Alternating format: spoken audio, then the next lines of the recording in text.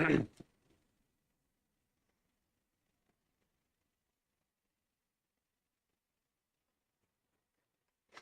good morning everyone, my name is Lalit Soni and I welcome you all in this live session by Drishti IAS. As usual, we will be discussing Indian Express, but today it will be different because obviously it was weekend. So Saturday and Sunday's important news article will be discussed today in this particular discussion.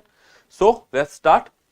In today's newspaper, we will be discussing 4-5 articles which will be our important discussion. Afterwards, we will be taking 3-4 small topics as well. Okay. So one is elections, MCC and AI. So first we will talk about elections. You know that elections date has been announced, so we will be talking about that. Afterwards, we will be talking about the moral code of conduct.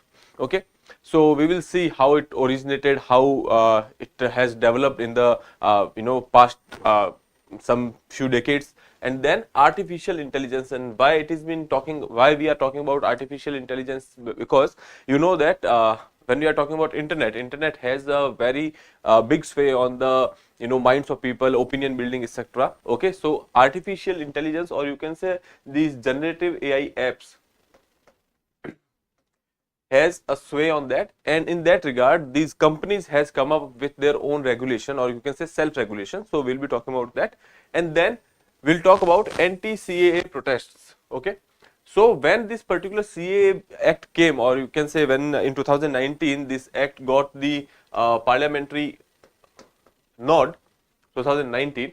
Afterwards, we have seen widespread CAA protest, anti-CAA protest at that point of time. But the thing is, right now, when we are talking about the CAA rules, which has been notified by the center, so there are these protests are going on in Assam and Tripura, and we will see why these protests are actually you can say happening in these two particular states. Okay, then why banning rhodamine B? Okay.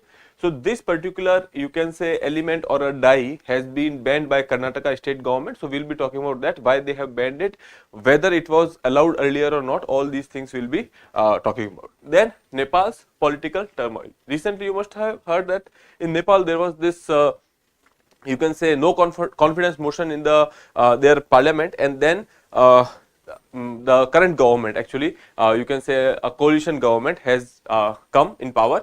So now we will see how India will react to it. Okay, what will be India's stance when we are talking about the India Nepal relationships, and we will see what is the economic aspects of it. All these things in this article we will be discussing. Okay, then around the world we will take 1 or 2 news, and then for your own read there will be one article. Okay, here you can see this is the front page of today's newspaper. Here you have seen fresh data out, payments before 2019 polls, DMK, ADMK, NCP among 10 who named their donor. Now the thing is, these 10 parties, they have voluntarily given up their donor's name. Okay, now the question is that how did they got to know that who donated what? Okay, because this data was with SBI. Okay, and SBI has not declared their electoral bond number, or you can say here unique bond numbers. Okay, so Supreme Court has asked SBI that you should reveal that number to ECI, and ECI will put it in the public domain. So that is one thing. But right now these 10 parties, they have come up with the donor's name. So that is also one development over here. We will not go into which person has donated to which party. That is not of our concern. That these are political news and which will have least important for our examination point of view. Okay, so let's start with the practice question which was given to you in the last episode. Which article of the Constitution deal with the establishment and composition of the Election Commission of India? So this was a very simple question, since elections are in news, so that is why this article becomes important. There are high chances that UPSC will not directly ask about this thing, but they might ask about the composition. They might ask about the how it was earlier, like there was time when Election Commission of India was composed of only 1 member, and then there were 2 members added. Okay, so these changes has been in the past, so that becomes important. Other than that, recently these appointments of members of Election Commission of India has been in news, so that becomes important. So please keep a tab on that. Article 324 is your right answer here. Okay, now coming to the first article of the day, that is related to the elections, that is related to the dates of the election which has been announced by the Election Commission of India. Here you can see dates are in voting from April 19, and from April 19 till June of 1st voting will commence, and results will be announced on June 4. Okay, So here you can see Lok Sabha polling in 7 phases. So here they have divided the states in 7 phases. Obviously India is the vast democracy, it's the largest democracy in the world, and so elections will take time. Now when we are talking about the time, these elections are happening for the second time. When we see, this is the 44 days of cycle, that is the second longest cycle. In 1951-52, when the election happened for the first time, that was the time when it took that much time, and this is the second time we are going for the 44-day cycle, or you can say elections in 7 phases, wherein it is the longest time they are taking. Okay, there are various reasons, we are not going into details of that now. Just remember that elections, it is the 18th Lok Sabha election. Okay, and there are 543 seats in the Lok Sabha on which elections will be there. There are nearly a some 100 crore you can say voters, or you can say exact amount to be 96.8 crore voters. Okay, out of which nearly 20% will be in the age group that is below 30 years. Okay, from 18 to 29 years, these age group will constitute nearly 20% of the voters. Okay, so you can say that India is having a demographic dividend right now. Okay, so we have to utilize that. Now so we have discussed this, that there will be a first general elections to Lok Sabha was held over 68 phases. Okay, so these are in 7 phases. The first general election, which happened started from 1951, that concluded in 1952, that took place in 68 phases.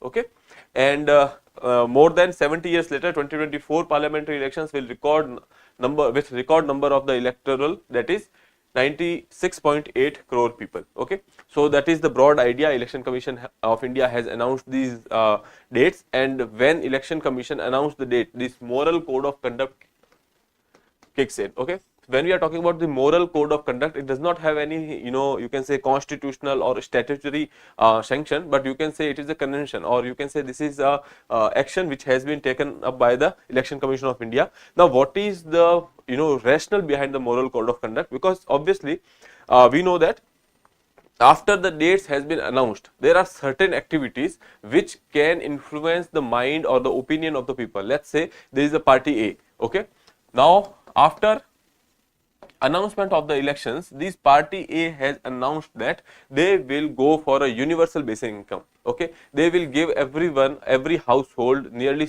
5 to 6,000 rupees a year, or whatever it can be. So such particular step can be a populist measure which can influence the mind of the people, and because of this particular you can say incentive, people might go for the voting to this particular party. Okay, so when we are talking about such things, there are high chances these parties will start doing this again and again. If they are saying that they will give 5,000 rupees per year, so another party can say we can give you 10,000 rupees per year. So such populist measures can influence the elections, their you can say verdict, and that is why there need to have some kind of cap. Okay, so once the elections are announced, even the government who is in power, or the party who is in the ruling, they cannot announce any kind of populist measure. Okay, so there are certain caps on the ruling party itself. Okay, so when we are talking about this moral code of conduct, it was not present in the constitution, it was not present in the RPA, etc. For the first time in 1960s, I guess, Kerala state has come up with the idea of moral code of conduct. Okay, it was a limited when it came, or when it originated, it was having a limited areas or limited aspects which it covered. But the thing is, afterwards in nearly 1970s, when there was this midterm general elections, at that point of time, this idea of moral code of conduct kicks in the center as well. Okay, so let's see. MCC is coming into force following the announcement of the Lok Sabha poll elections, or schedule of the elections by ECI. And MCC forbids ministers from using official machinery for poll work and from combining official visits from the electioneering. So basically they are saying that if a person who is minister or a leader who is in the ruling party, he is holding a public office, he might not, or he will not use the public money, or you can say public vehicle, etc. for the electioneering. Okay, so here they are saying that they are forbidding ministers from using the official machinery for poll works. That is one thing. Second thing is, if they are going for any kind of official work, at that point of time they will not go for campaigning. Okay, so that is the second thing. That is a cap on the ruling party. Okay, other than that, the government cannot announce any financial grant, promise construction facilities, and make any ad hoc appointments during the time when the code is in the force. Okay, so basically government cannot go for any kind of financial announcements, or you can say any kind of populist schemes. They cannot announce any new scheme, or they cannot take, as a matter of fact, any big important decisions, okay, regarding to the policy matters. Let's say there is something related to a PDS system. Okay, so such schemes would kick in after the elections. They will not take any important decision on that, or any kind of incentive cannot be announced at that point of time. Okay, so idea here is that anything which might influence the public, which might incentivize the public in giving you a vote. Okay, so that things are basically prohibited by the moral code of conduct. Okay, now Kerala was the first state to adopt the conduct for the elections in 1960s. Okay, it was only in 1974, just before the mid-term general elections, that ECI, Election Commission of India, released the moral code of conduct. Okay, it also set up bureaucratic bodies at the district level to oversee the implementation. So they have come up with the moral code of conduct, and they have set up bodies at the district level so that they can see that implementation of moral code of conduct is happening. Okay, then in 1977, in the general election, they have used it again. Then when we are talking about the MCC at that point of time, that was meant to guide the conduct of the political parties and the candidates only. So earlier that cap was on the political parties and the candidates only. It was not talking about the people who are in the government, let's say ministers, let's say anyone who is who is holding the office in the government, that is be it chief minister, be it prime minister. The thing is, they are talking about the political parties and the candidates only, and not on the account of the government. Okay, now here you can say, in 1979 meeting of the all political parties, at a meeting of all political parties, it was the concern was raised that the ruling party is using the state machinery here, misuse of the official machinery by the parties in power. The commission was told that ruling party monopolized the public spaces, making it difficult for the other party to hold meeting. So since ruling party is in the power, so they are using the public spaces where they can hold their meetings, they can hold their rallies, etc. But these public spaces are not being given to the other parties, like they are in the, or you can say the parties which are in the opposition. Okay, so this concern was raised, and considering that here they are saying that there are examples of the party in power publishing advertisement at the cost of the public exchequer. Okay, so ruling parties were using the public exchequer or the public money for their own advertisement. So in 1979, EC, just before the general election, released a revised code of conduct with a 7-part, wherein one part was dedicatedly given space for the political party which was in power, and for what is to do and not to do for these political parties which are in power. Okay, so they dedicated one part for that. So earlier it was only for the political parties and the candidates. Now they have used the political party who was in the power. For them also they have provided certain restrictions, and what they can do and what they cannot. Okay, so we can say that moral code of conduct forms a key part of the conducting fair and free elections in India. Okay, so this is about the moral code of conduct. There are chances that they might ask you the importance or the significance, or you can say tracing the origin of moral code of conduct. Okay, they can ask you about the statutory backing, if at all it has any. Okay, so obviously it does not have any kind of statutory backing. Okay, so just remember that we have this moral code of conduct. That is why it is called moral code of conduct and not legal code of conduct. Okay, so that is about the moral code of conduct. Okay, now let's move on to the next article, that is related to AI platforms. So hold on a second.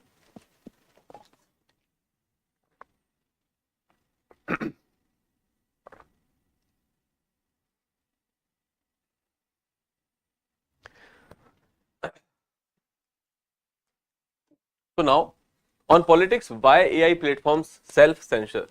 They are going for the self-regulation. So basically, Google's Gemini, they have said that they will be putting restrictions on certain words and they will not give results for that. Like I will tell you, Google has said it will restrict type of election related questions user can ask its artificial intelligence chatbot, that is Gemini, in the country. Okay. Similarly, we have India's own AI tool, that is Kritrim or Krutrim. Okay. So that chatbot developed by an Indian AI startup foundation by Bhavesh Agrawal of Ola. So basically this, you can remember, this was a recent development in India and it can be asked in your exam. So that is important for you.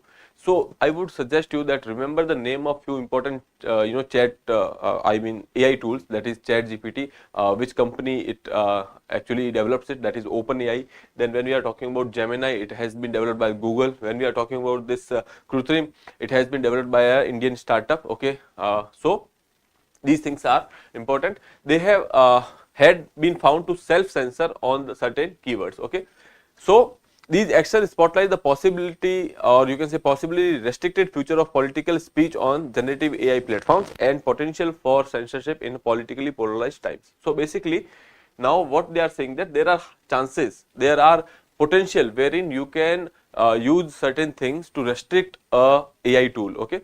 So when we are talking about any kind of politically polarized time or any area or any time when you can say there is a difficulty in law and order, so we can go for such things, restricting AI tools, restricting these chatbots. Okay.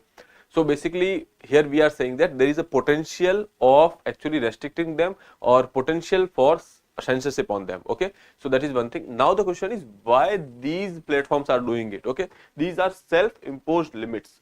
Why they are putting limits on themselves? So because when we are talking about the elections time, there are high tendency of people asking these artificial intelligence tools that whom should I vote, which party is better, or is he gonna be the PM or not. Okay, so such things. Let's say, man, if I have this particular candidate A, okay, and I'm asking the AI tool that whether candidate A will win the elections or not. Now, if AI says yes, it will win the elections, so there are high chances I'll be thinking that yes, A is winning the election, so I should vote to A because I should not vote, waste my vote. And since I'm confused that whom should I vote, and I have asked the AI tool, and AI tool said that yes, they can win, so I have given the vote to them. Now these AI tools are controlled by these companies. Okay. And these companies are inherently have their own political ideology. They will have a political support for some particular party. Okay. In that regard, there are high chances that public opinion can be built, or you can say public opinion can be manipulated. Okay. That is one thing. Other than that, second thing is, if let's say someone asks you a politically politically motivated question on that particular AI tool, and that creates some kind of chaos. Okay. Some kind of let's say misinformation or disinformation, so that will be a responsibility of that particular company. Okay. So that is why these companies are playing safe. They are saying that we will not get into it, so we are generating a response of such questions. Okay. If you put anything like that in the let's say if you ask anything like that to the AI tool, they will say that my knowledge is limited about it, and they will say that yeah, I'm still learning all these things. So that is what they are trying to do here. So let's see. Now AI platforms are walking a thin line, apprehensive about generating responses that could anger those on either side of the political divide. Okay. So let's say there is a group of people who are supporting that particular party. Okay. And now AI tool has given answer which is not in favor of them, so that will actually anger them. Otherwise also similar situation can happen to the other camp as well. Trying to balance political correctness, objectionable responses will be restricted. Okay. And even if they are not unlawful, even if they are lawful, but the thing is they will restrict it. Okay. So Gemini is playing safe and it is responding that I'm still learning how to answer this question. Okay. So as I told you, they will generate a prompt response. Okay. If you are asking a certain question and there is a certain keyword which has been restricted by the Gemini, let's say they have put a keywords like BJP, political parties, elections, party B, or let's say Congress, all these words has been restricted on the Gemini, then if you enter such prompt which is using these words, that will give you a response that I am still learning how to answer this question. Okay, in the meantime you can go for a Google search. Okay, now such questions such as who one should vote or whether BJP is better than Congress, all these things. Okay, when we are talking about Kritrim, they have also said that Kritrim beta did not produce result for query when the keywords such as Narendra Modi, BJP, Rahul Gandhi, etc. has been entered. So they have responded that I am sorry, but my current knowledge is limited on this topic. I am constantly learning. I appreciate your understanding. If there is another question or topic you would like to find your assistance. Okay, so basically the thing is they have put some kind of keywords in their algorithm so that if you are putting these keywords, they will give you such responses. Okay, now these are code level censorships. Okay. So these are not the censorship which are done by the state or which are done by the company at later phases, but when the code is made, the code is imbibed. In that particular code, you will imbibe these keywords which are restricted in nature. So in the code itself, you will restrict these keywords. So that is why it is called code level censorship. Okay, code are you can say the algorithms which are basically helping these AI tools generate these responses. Okay, now decision by Google. The company apologized for the inaccuracies in some historical image generation and the deception. So basically what happens is recently when we are talking about AI, the capacity of AI is still limited. AI is still learning it is in the phase of learning. So basically if you are sending some kind of prompt or you are asking some kind of question, so there is a limited knowledge which AI possesses and they can answer you as per that knowledge. Okay, and recently there has been some incidents wherein AI has given incorrect answers. They have given some you can say not actually such acceptable answers. Okay, so that is why Google has said that they have apologized for that. Okay, other than that, in India there was a controversy after tool appeared to give different answers for the similar question on various world leaders. Okay, so you are asking the similar questions but they are giving you the different response. Okay, so there such incidents has happened. When we are talking about the AI, if you put a question on the static part, let's say you say that what are the countries which does not share border with the Israel, or you can say as a matter of fact share the border with Israel, there are high chances if you repeat that question they will give you a different response. Okay, if you ask this question and then say this answer is wrong, be whether maybe that answer was right by the AI, but if you say this answer is wrong, they will change the answer.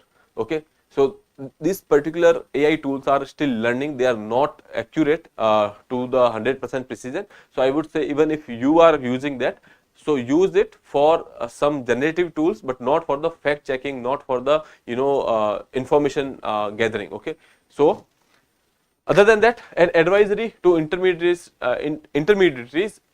saying that clearance must be taken before deploying untested or unreliable AI systems in India because they could pose a threat to the electoral democracy. So this was the advisory which has been given by the government to the companies, saying that if there is an AI tool which is untrusted, unreliable, so before testing you cannot or you can say before gathering node from the central government, you cannot put it in the public domain because such things might hurt the electoral democracy. But then afterwards government has given a clarification. They have said that these restrictions or these authorizations are required for the big companies and not for the startups. Okay, so that is another thing. And likely future normal, so self censorship of the political speech could be the future normal. Here we are talking about the self censorship because government is not asking you to do that, or any kind of order is not there to do that. Any court did not say you to do that.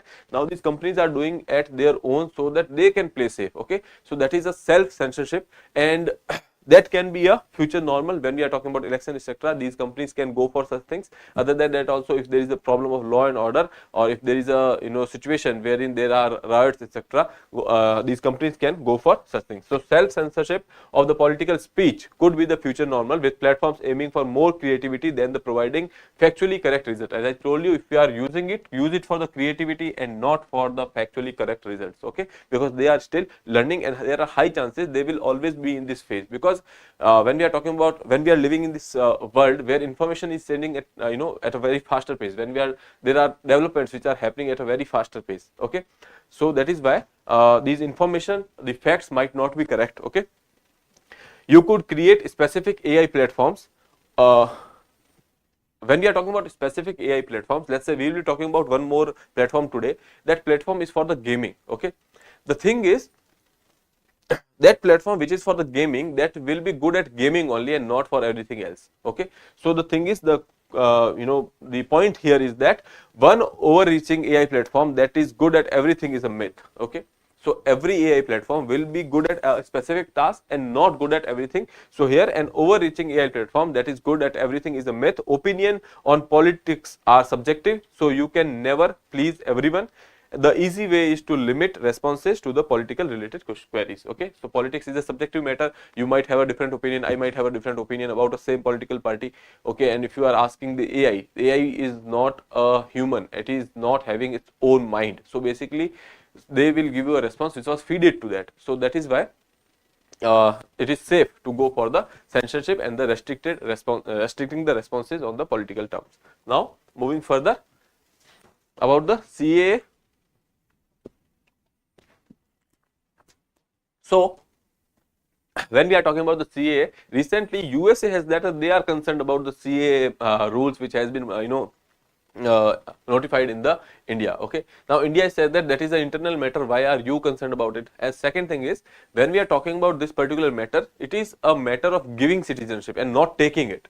Okay, so basically we are giving citizenship to the people who are persecuted in the nearby area. There are no doubt there are some apprehensions from the various communities, etc. That is another thing. But the thing is, why are you being concerned about it? Because that is not taking away anyone's citizenship. It is a citizenship which we are giving. Okay, and second thing is, we are giving it to a communities which are persecuted around the in our neighborhood from the 3 countries. Okay, so there is no cause of concern. Second thing is, it is a internal matter, it is India's matter, so why are you being concerned about it? Okay, so that is what the response of our external affairs ministry was. Okay, USA said it was closely monitoring its implementation, and a strong response from India that said it was an internal matter. We are closely monitoring how the act will be implemented. Respect for religious freedom and equal treatment under the law for all communities are fundamental democratic principles. That is what USA has said.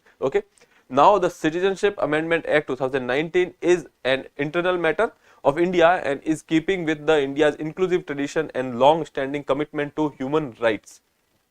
The act grants a safe haven to the persecuted minorities belonging to Hindu, Sikh, Buddhist, Jain, Parsis and Christian communities from Afghanistan, Pakistan and Bangladesh who have entered India before 31st December 2014. That is what the response of India was. That is an internal matter. Other than that, CA is about giving the citizenship and not taking away the citizenship. It addresses the issue of statelessness, provide human dignity and supports the human right. As regard the US State Department's statement on the implementation of CAA, we are of the view that it is misplaced, misinformed and unwarranted. Okay, so the thing is that statement was unnecessary, it was misplaced because it is internal matter. You are no one to comment on our internal matters. Other than that, there is one app, CAA 2019 app, which has been launched, wherein you can apply for the Indian citizenship. Okay, so that is another you can say development here. You can remember that what is CAA 2019. It is a government launched app. Okay,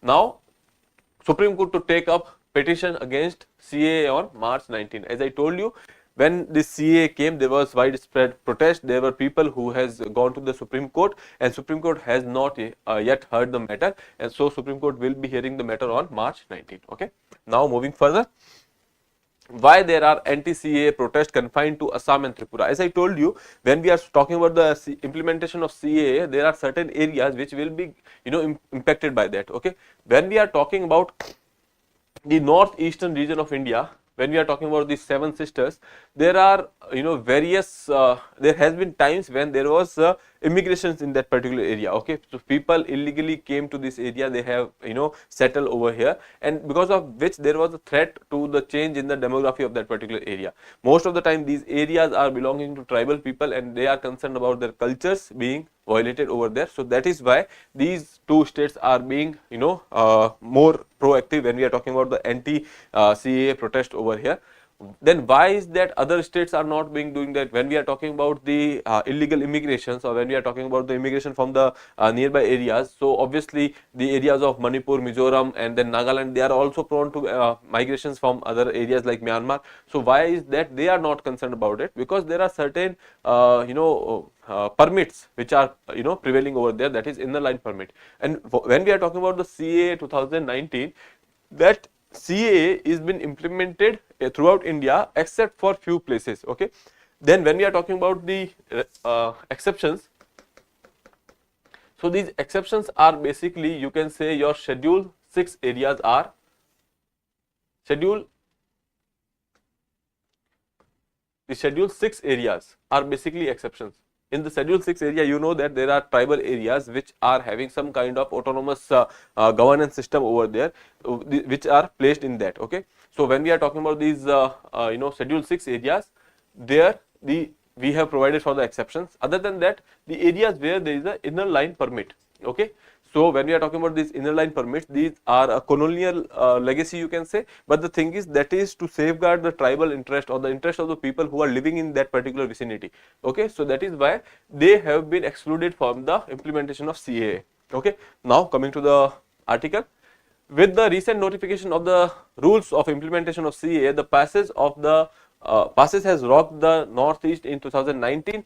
There are loud voices of dissent against it, but this time only in Assam and Tripura. So when it came, it was throughout northeastern region wherein we have seen the protest, but right now we are seeing it in the Assam and Tripura only. This is because nearly all areas of northeast bearing large swaths of the two states have effectively been exempted from the provisions of CAA. Okay, so mostly other areas has been actually kept out of it. Here you can see when we are talking about CAA, what is it? These provision which we have already discussed many times, so I will not go into that.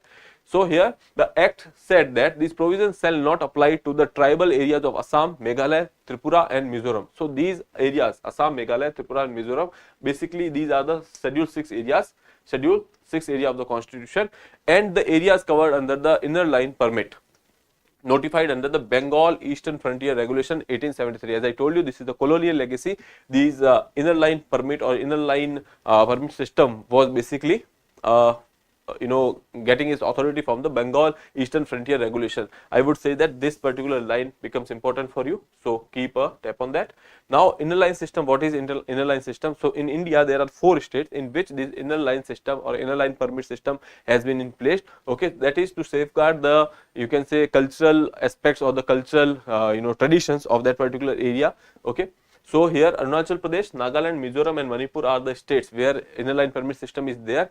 When we are talking about the inner line permit, it is a special permit that resident of that other part of India will require to go inside that particular part, or you can say to go inside these 4 states and to stay there for a while. Okay, so if you are a citizen from the other parts of India other than these 4 states, and if you are trying to enter into these states, so you need these inner line permits. Okay.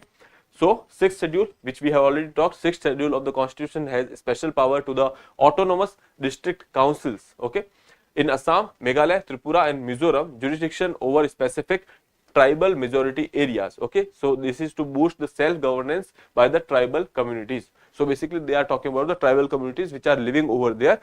So for them, they have autonomous district councils. They are given some kind of you can say autonomy on the regulation or the self regulation over there. Okay, so that is under the 6th schedule. Now let's see, there are some 4 states in the 6th schedule, there are 4 states in the inner line permit. So most part of this northeastern region has been excluded from the CAA, but there are certain pockets, because Assam and Tripura are the states, there are certain pockets which are kept out of the inner line permit as well as this schedule 6. Okay, so when we are talking about these areas wherein these neither schedule 6 is there, neither this inner line permit system is there, in those areas we are seeing these protests, because there are waves of migration which has happened when we are talking about the partition. At the time of partition, most of the Hindi speaking Bengalis has come to the Assam side of our side of territory from the eastern Pakistan. Okay, so that was one thing. Afterwards, when we are talking about the 1971 war, when we are talking about the creation of Bangladesh, at that time also we have seen a huge level of migration because of the, there was this struggle, or the, you can say, uh, some kind of conflict which is going on between the military over there and the Mukti Jodhas. Okay, so people has been prosecuted from that particular area, and they have come to India's side. Okay, so because of which the demography of that particular area has changed, and that is, causing a cause of that is causing concern for the people living in the Assam and Tripura right now. Okay, so why is that? Because in Assam Accord,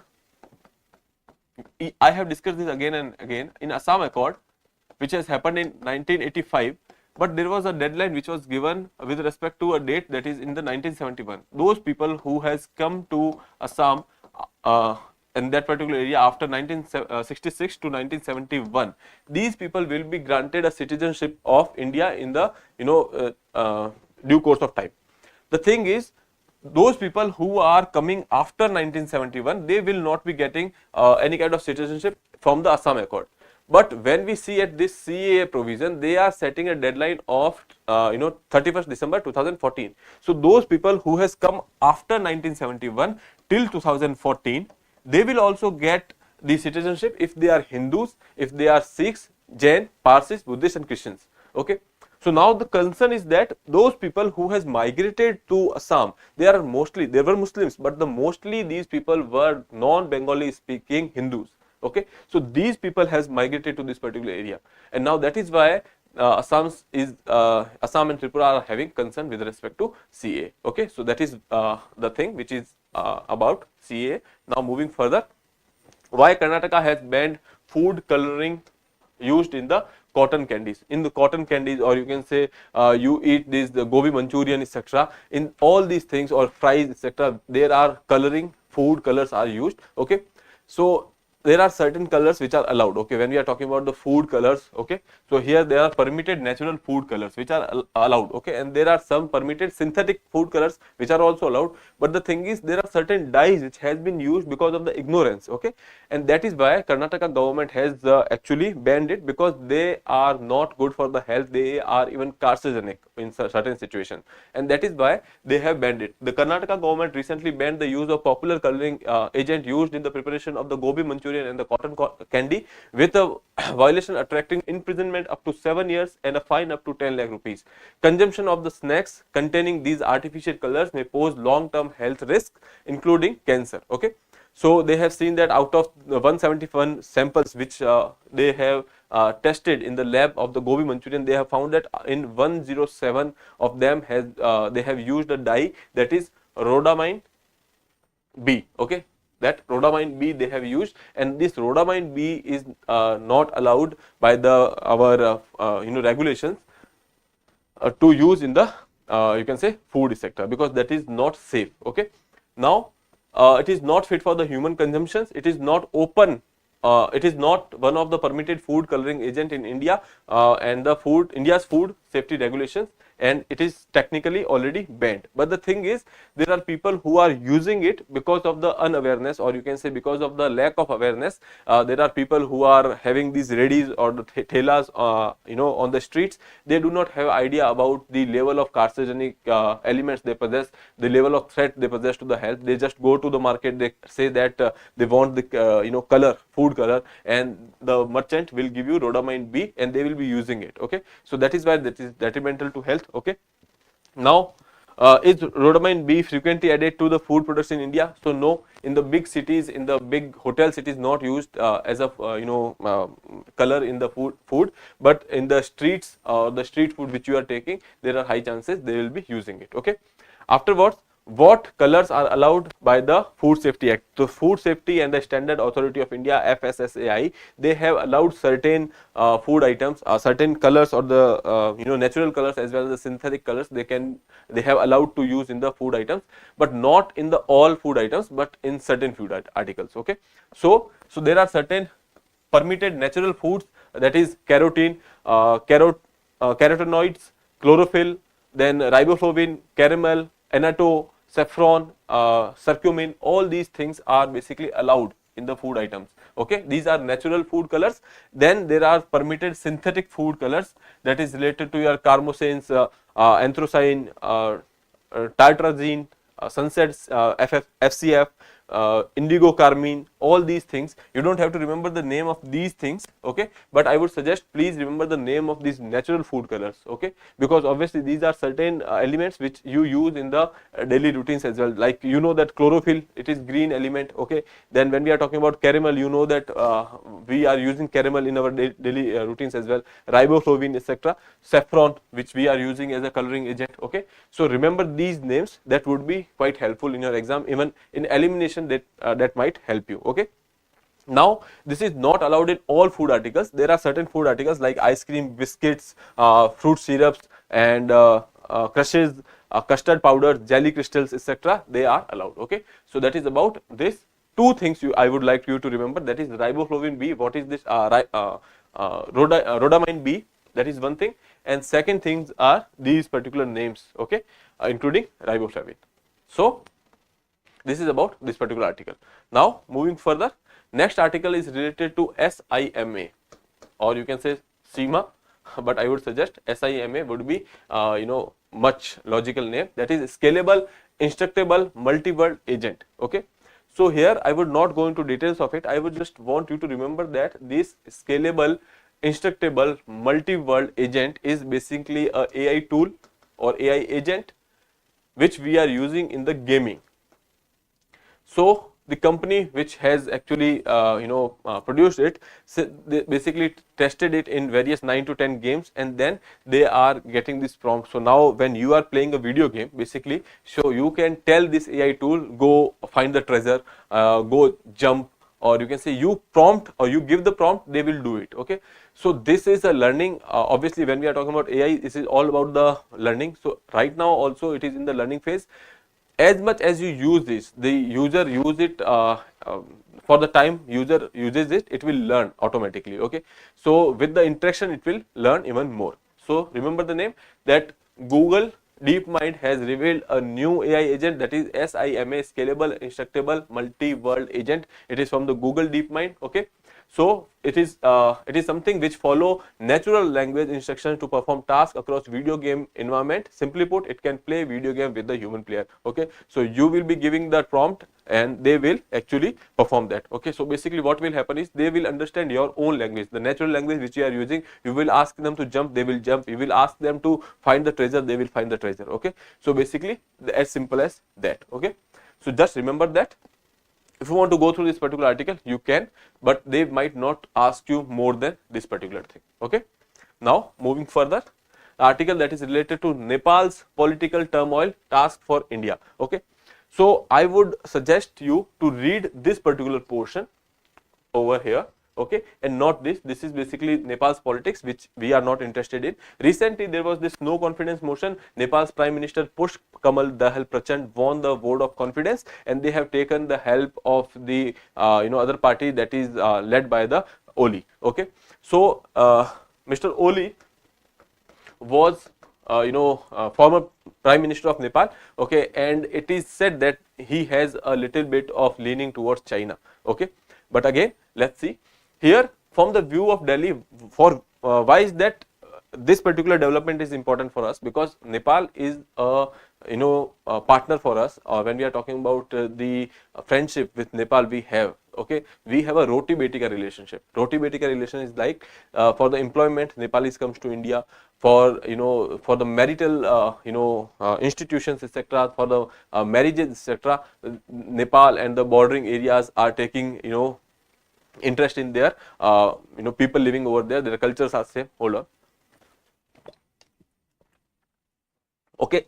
So basically That is why we can say that our relations with Nepal are quite culturally important as well as strategically also important.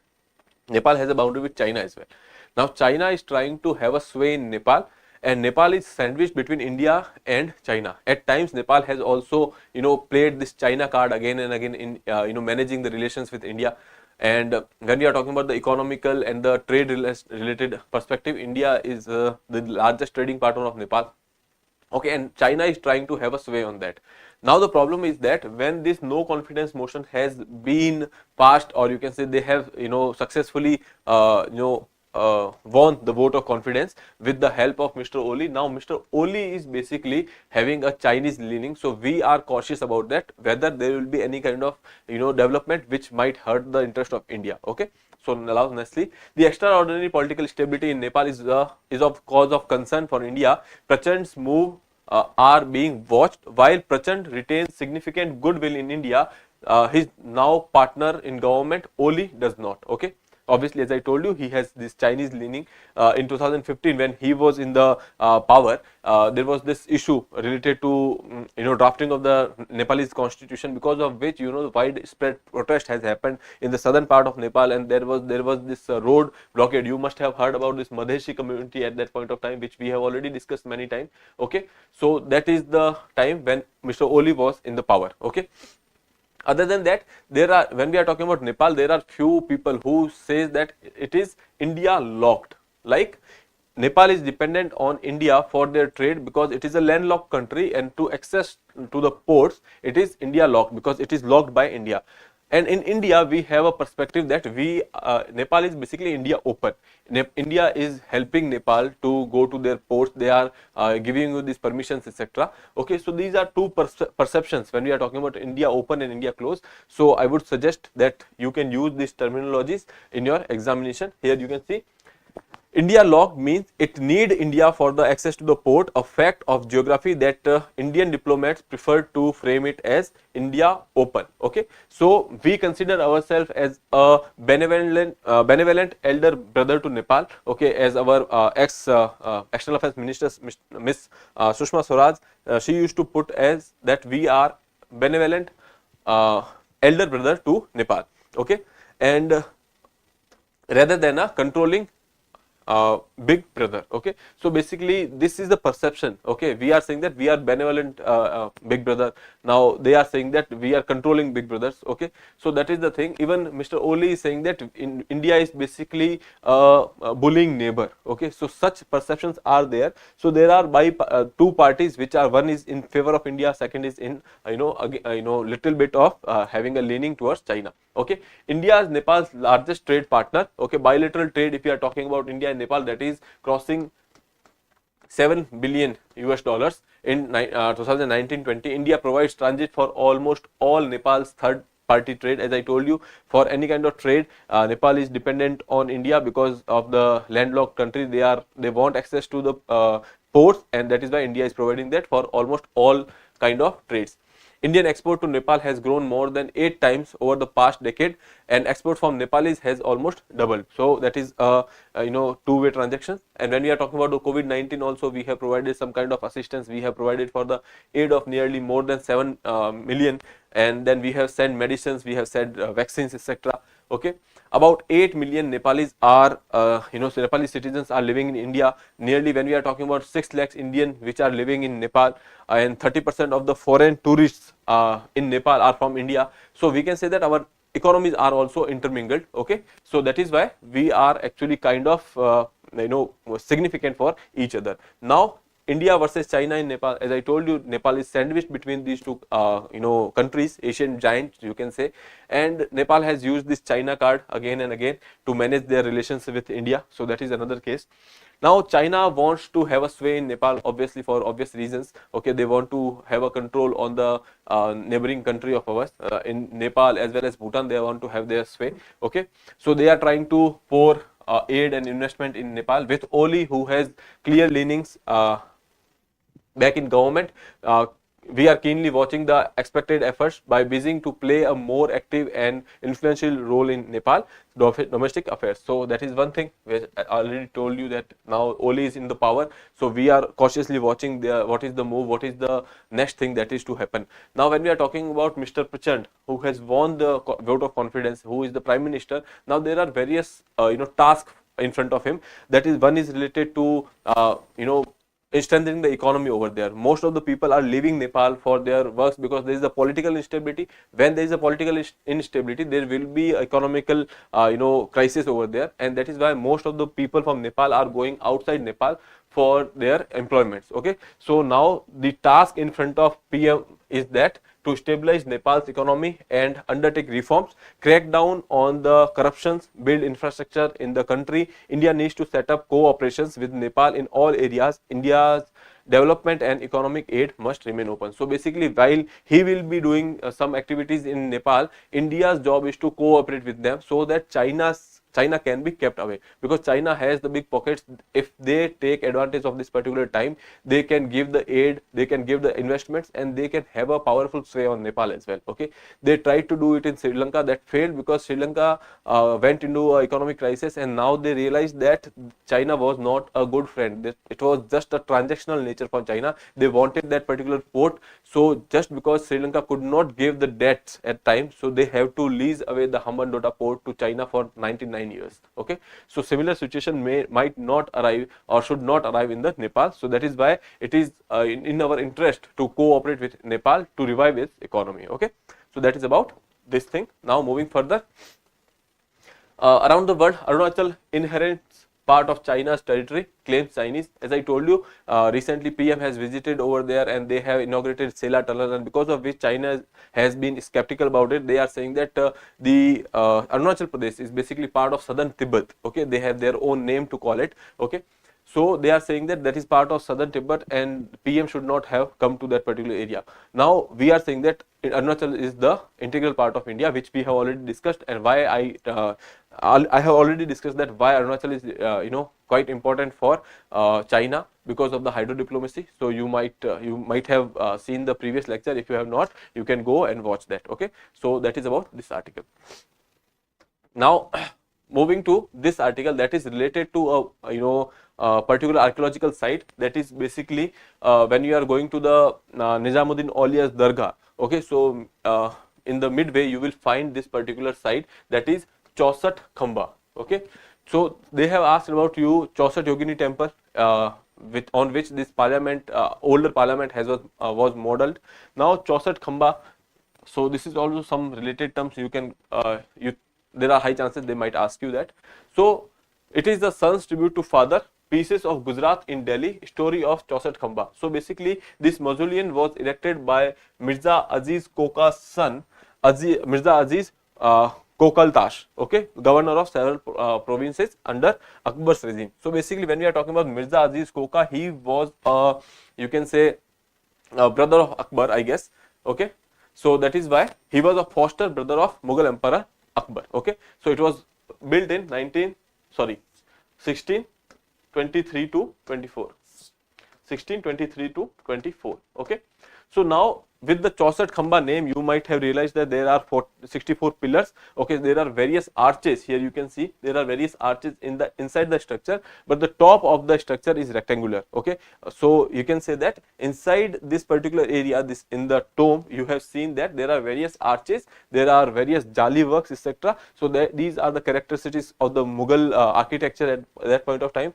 I would want you to remember just one thing, that is the Chausat Khamba is the tomb of Mughal Emperor Akbar's foster son. Okay, other than that you might remember the location, that is in Delhi. Okay, in in the vicinity of Nizamuddin Aulia's Dargah. Okay, so that is about this article. Now for our own read, we have this particular article, that why Gaganyaan matters, what is success will mean for India's sciences. We have discussed that earlier as well.